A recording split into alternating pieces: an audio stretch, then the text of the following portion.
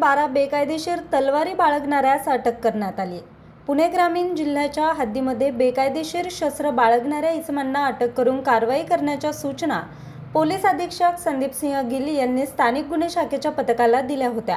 त्यानुसार स्थानिक गुन्हे शाखेचे पथक पोलीस निरीक्षक प्रमोद क्षीरसागर यांच्या सूचनेनुसार स्थानिक गुन्हे शाखा जुन्नर विभागाचे पथक नारायणगाव पोलीस स्टेशन हद्दीत पेट्रोलिंग करत असताना सहाय्यक फौजदार दीपक साबळे यांना गोपनीय बातमीदारामार्फत बातमी मिळाली की सालीम साजिद पठाण वय वर्ष 20 राहणार शिपाई मोहल्ला जुन्नर हा त्याच्या ताब्यातील सुझुकी कंपनीची STM गाडी क्रमांक MH12DE 2767 घेऊन नारायणगाव येथे येणार असून त्या गाडीत तलवारी आहेत.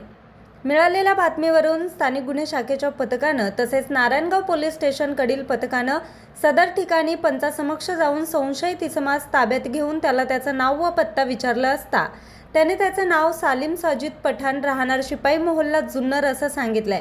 त्याच्या गाडीची पंचांसमक्ष झडती घेतली असता त्याच्या गाडीमध्ये 10 मोठ्या तलवारी 2 लहान तलवारी मिळून आल्यात. पंचासमक्ष गाडी तसेच 12 तलवारी जप्त केल्या असून सदरबाबत स्थानिक गुन्हे शाखेचे पोलीस अंमलदार अक्षय नवले यांनी नारायणगाव पोलीस स्टेशन येथे फिर्याद दिली असून त्यावरून नारायणगाव पोलीस स्टेशन 60/2026 भारतीय शस्त्र अधिनियम 1559 4/5/25 नुसार गुन्हा दाखल केला असून अधिक तपास नारायणगाव पोलीस स्टेशनचे police sub inspector Jagdev Patil हे करत आहे.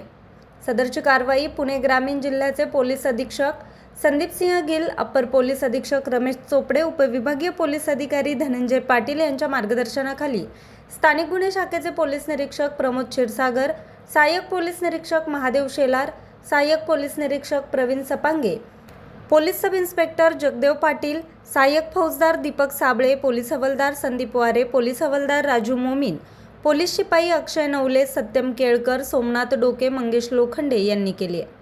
बातमी संकलन नितीन कांबळे, मुख्य संपादक, आज 24 तास, नारायणगाव.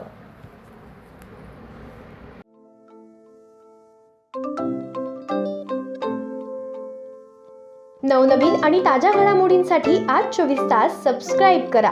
त्याचबरोबर बेल आयकॉनवर क्लिक करा आणि मिळवा आमच्या बातम्यांच्या नोटिफिकेशन्स. तसेच आज 24 तासची प्रत्येक बातमी आपल्याला कशी वाटली हे कळवा. लाईक करून, कमेंट करून आणि आमच्या बातम्या शेअर सुद्धा करा.